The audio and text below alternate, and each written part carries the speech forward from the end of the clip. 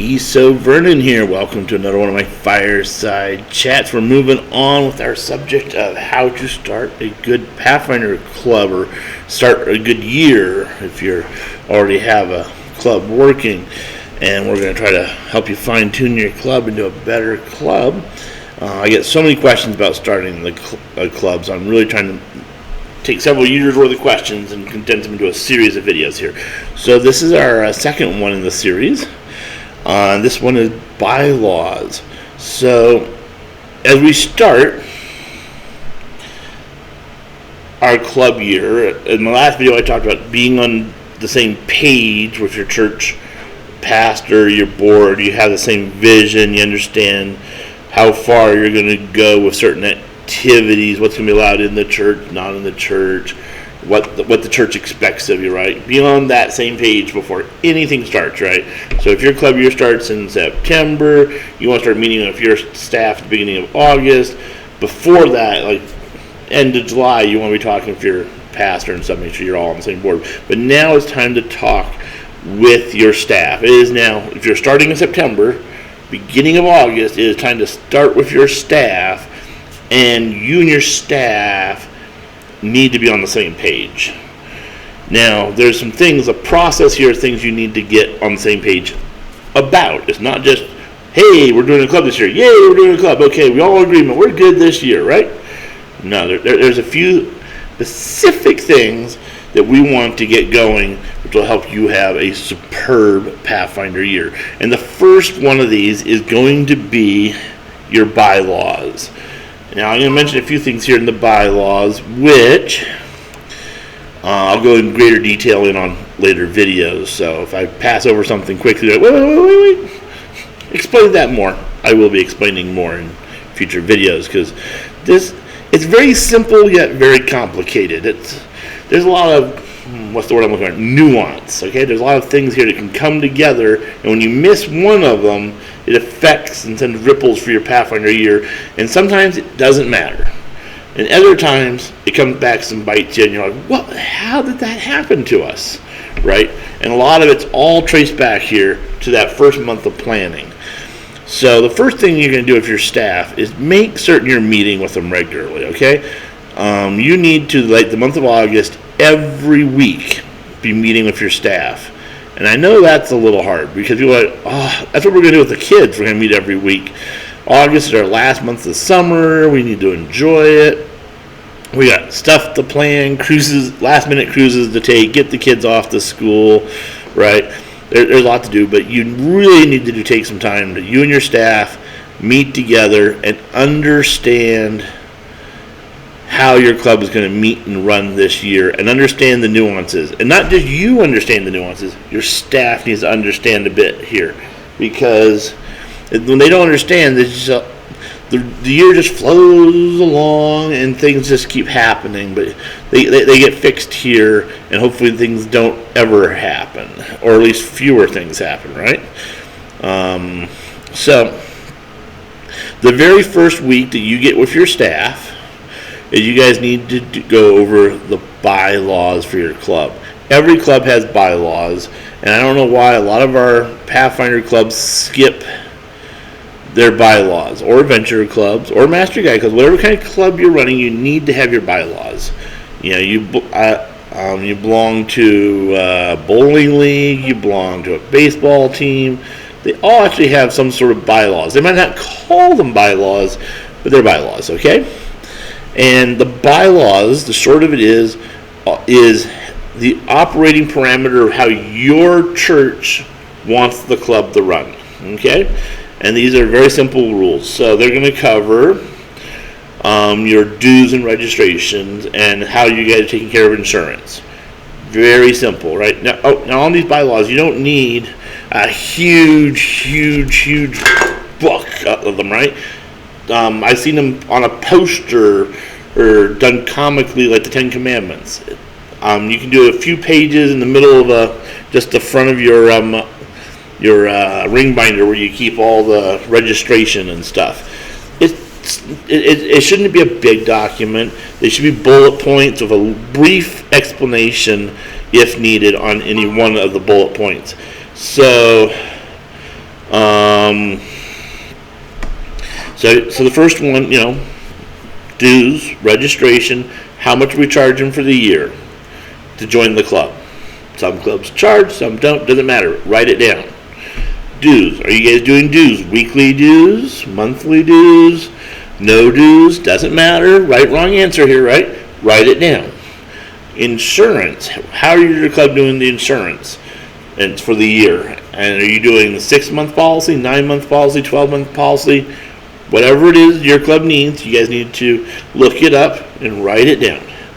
And then how you're billing the kids. So you're like, okay, our club does $20 at the beginning of the year, $1 due each meeting, and $5 for insurance.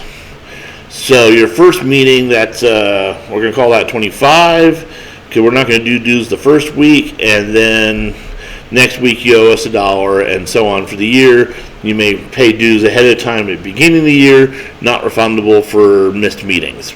Done, right? Or you can just say, hey, we're going, you don't need to mention insurance. You can say, hey, our registration is $40, and that covers your entrance fee, your membership fee, not entrance fee, membership fee, your insurance, and your first club shirt. Whatever it is, right? You just write it down. So that's the first one to do. And the next thing you probably should go is uniforms. Your uniform policy. Like every member needs 2 club shirts and a full set of Class A's. Right? And that policy is that you guys will always wear a club shirt, jeans, or shorts depending on the time of year, and closed-toed shoes. Right? Simple, whatever, which is basically what the manual says. But you can put that in your policy there. You can have your uniform policy part where, like, the club buys the uniforms for the kids. Or maybe the policy says every parent is in charge of buying the clubs for the kids. Doesn't matter what you do, but your whole staff, your church needs to be understanding this is how we're going to do it. And you're going to write it down in the bylaws. I always have my parents buy their uniforms, but I had a policy where I would buy them off them as they outgrew them. And then I had a uniform rental program. So I charged $20 for the year for a uniform shirt, which had all the patches except for their level patches. The chevron and the stripe. And we would, and sometimes I had those too. But I didn't guarantee those, right? And at the end of the year, if I got the shirt back, they got their $20 back at you. It was just a deposit. And I also had a buyback policy that they outgrew their uniforms. I'd give them $10 for each uniform they outgrew, and we added them. And by the time I was done being a director, I had a box of over 30 uniforms. And new kids would come in and like, yeah, we need a uniform. I was like, you look like this size. Go try that on in the bathroom, let me know. And their parents would happily just put the 20 down, and at the end of the year they got their 20 back. It was great, but it was in my policies. It wasn't something I just made up halfway through the year. Right? So I put that in my policies. Next thing is your meeting structure. Very important, right? The kids need to know what's inbounds, out of bounds, how to drop off, how to get picked up. Super important. Lately, I've had a rash of clubs of kids on the roof. I don't know why. Why are the kids getting on the roof? I don't know. But they have a problem with it. And, their club needs to actually go back and add that to their out of bounds of their policy. And they did sort of a FYI to all the parents. We've updated the bylaws, and the roof is out of bounds. Like, why do we think that has to be there? What, wouldn't think the kids would understand the roof out of bounds. Don't worry about it. Okay. But, the kids have to be in the area. I think if you define where the kids have to be in better than where they can't be, it saves you going back and adding the roof. Because it's obviously not where they're allowed in, therefore it's not allowed because it's out. Does that make sense? Drop-off pickup, very important. Especially for 10 times more important for adventures, but Pathfinder is still very important, is when the parents are dropping the kids off and how they're picking them up. And if the church is not active at that time, except for the Pathfinders, there needs to be a clear turning them in. I know parents, pull up by the door, kid jumps out, parent drives away, and for some churches that's fine, but some churches that's really not fine, and there should be some understanding there.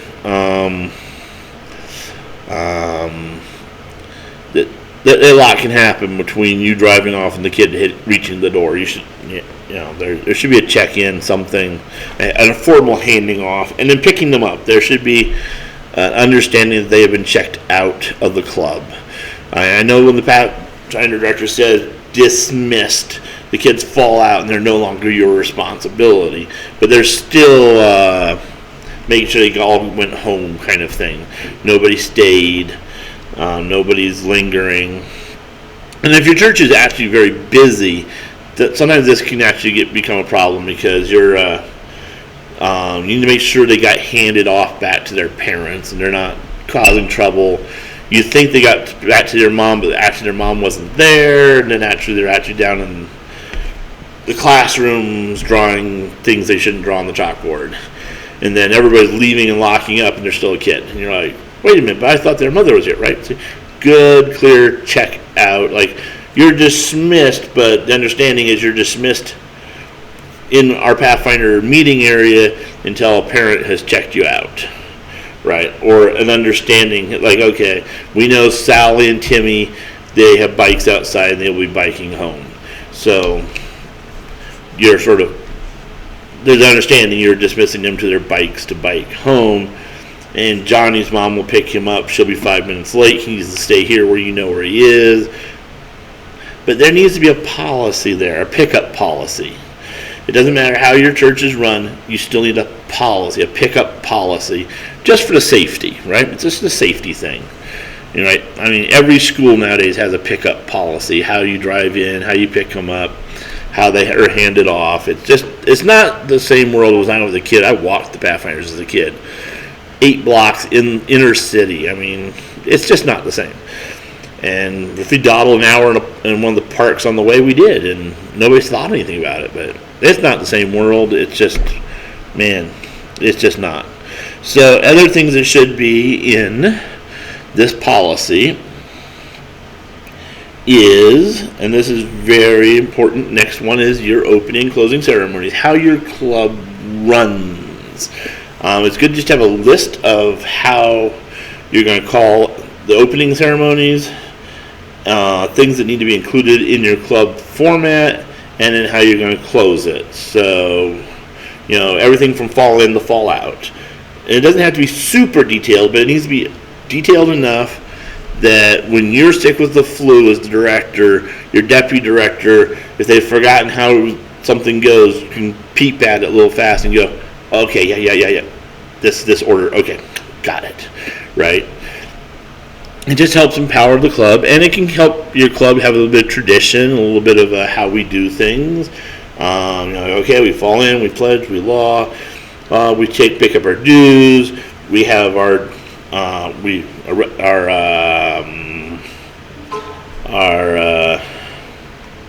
what's the word I'm looking for? Present. Are you here? Checking, make sure all the kids are attendance. That's the word I'm looking for. Attendance. Make sure you have your attendance, and then maybe you got your director's minute, a devotional really fast from the chaplain, the pastor, or something, right? Or maybe some of the older kids to help fulfill their requirements. They're supposed to maybe do something on one of the leaders in the church or something in there, so they have the devotional and they work it in, which can really work because some of the younger kids have to hear about it. So you're little working things in there, so you don't, doing 3-4 things at once. Always look for those because they help you out a lot. And then of course, is there anything else you guys do? Like maybe you do one knot at the beginning, maybe at the end you do announcements before people leave. Maybe you guys always do a brief physical activity or a little bit of drill between coursework and honor work. It's a general flow, and of course that's general. It can be changed depending on need. Like maybe for a certain meeting you're not going to do any coursework because we have this super special honor thing that's going to take way longer, whatever. But the general outline, what you guys are going to try to do, and how it's going to flow. Very important to throw there in the bylaws. And let's see. Next thing of the last two very big things they have in the bylaws, and these are related, is you want to have your discipline. What constitutes what in your club, as far as what happens if a kid's mouthing off, what happens if a kid hurts another kid or threatens another kid. Just discipline. What are the consequences of your actions? Which helps your club a lot, because when a kid does something, you look at the bylaws. What do the bylaws say we're going to do? And that's important, because then the discipline stops being arbitrary. So many of my clubs, I hear this so often, and they come tattling to the conference regularly because it's all my kid did this thing in the club and the director overreacted and did this, and you're like, oh, can you do anything? Like, no, I can't do anything. It's their club, not my club. I mean, I can put a word in about not overreacting, but what's your club rules say? Well, we don't have any rules. Like, oh, you don't have any rules, and that I don't actually didn't talk to the director about arbitrary discipline. I talked to him about not having rules, because then you're not arbitrary. Because then when you have rules that says, you mouth off, this happens, it's not, oh man, Mrs. Brown, she's so mean. Did you see what she did to Jill as she mouthed off? It's like, oh, Jill mouthed off, and we all know the punishment for that that's in the bylaws. It's, she should have known better. It cost her 5 points. It cost her the ice cream social. It cost her whatever the consequence is. Every kid in the club knows what the punishment is going to be before the director ever even opens their mouth.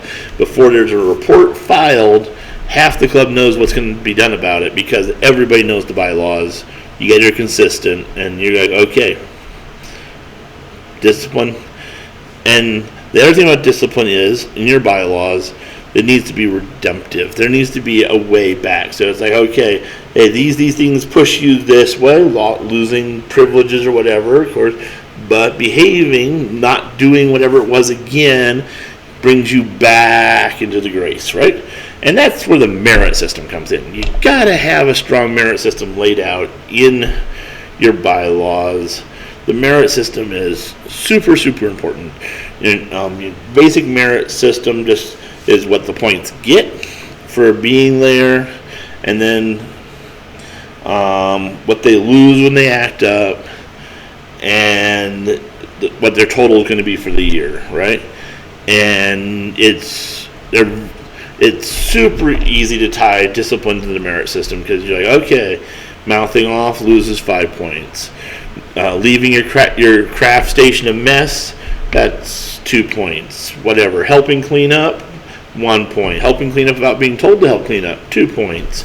That's what I always had, was having, if they started helping clean up or something without being asked, they got more points than if I had to ask them to help. So really encourage that self-motivation, because they wanted the points. And Mr. Vernon, we picked up all the garbage. Oh, thank you. 2 points for each of you. Who? All 4 of you. Right? It's so much nicer. It makes life easier when the kids are motivated to be self-initiating like that, and it's a super life skill. So, and of course, the merit system affects other things like good conduct, Pathfinder of the Year. If you don't have a good merit system, you just can't honestly present awards without them becoming arbitrary. Like, so-and-so, our Pathfinder of the Year. Says whom? Right? My Sally was better than Timmy. Why does Timmy get it? Well, because I felt he was better. The staff voted he was better. No, you have a merit system. It says he's better. He earned more points. Right? They both did their service project, but he did one more honor and has 500 more points. It's him. But see, then the merit system gives you something to stand on.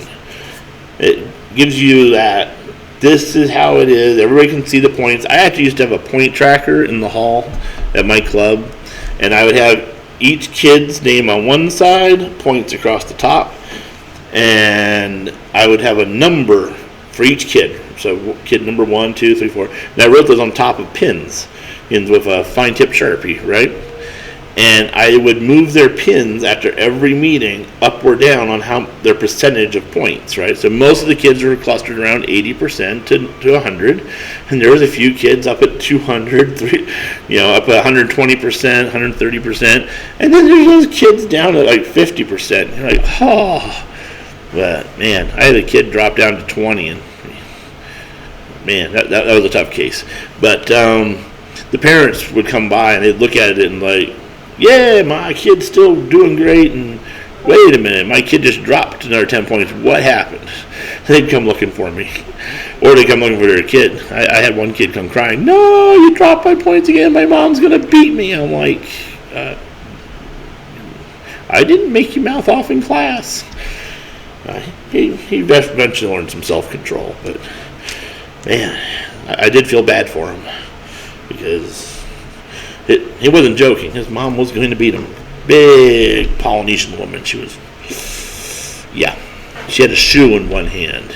Sometimes I thought she was coming after me. It was scary. I was a young director then. Man. But all that in your bylaws. Anything else, I may have missed some things, but those are the big highlights. You might have some reward trips. Put those. They're tied to the merit system. I guess they're not a separate topic, but what is going to qualify to get to it? Maybe you have every quarter, if your points are at 75%, you can do the whatever. I also highly recommend keeping rewards separate from life-changing spiritual activities. Don't make camporee something they can't go to because of the merit system. Don't make any spiritual gathering. Anytime they might miss a guest preacher. I don't like putting those at jeopardy. I'll put ice cream at jeopardy, but don't put things where the kid might truly have a salvation moment, might hear those words that might touch their heart and soul. That's part of why we're here. We're here to teach the kids, Jesus will be with them, that they can take God wherever they go. We want to give them hobbies so they have a well-rounded life. We want to boost their spiritual connectedness, all the topics, right, we work on, their outdoor skills, their understanding of nature and friendship and community service, right? We're working on that well-rounded, nice, young Christian. But we don't want to put in jeopardy a moment when they might truly find Christ, right? So, take away all sorts of things if their points are bad or something they don't measure up, but do not take away spiritual events, okay? Keep camporee on there. Don't threaten them being kicked off the PBE team. Oh, that one bothers me. That's just so-and-so wasn't good enough behavior-wise to be on the PBE team. I'm like, oh, yeah. I think that kid needs to be on the team probably more than the rest of them. Unless it's endangering the team. Maybe they've been threatening the team members. But, you need to talk about that and have it in your bylaws, right? But, if they're a menace kind of thing, pulling knives or something, maybe you might have to. But that's being not threatening. You shouldn't be talking about being pulled from a team. You should be talking about being pulled from the club. If they're that bad, if they're bad enough that they shouldn't go to camporee, they shouldn't be on a PBE team, I would ask, should they be in the club? Which that's a whole nother hard thing to deal with. Which when you let go of a kid, but it's that's another discussion you guys are going to be doing in your bylaws. There is under the discipline part. How far before you're out? We've warned you this many times. We've had to talk with your parents. I would also highly recommend looking in the old staff manual. under the bylaws part and read up the samples they have. They're pretty nice, and we'll be doing some more videos. So we'll talk to you later.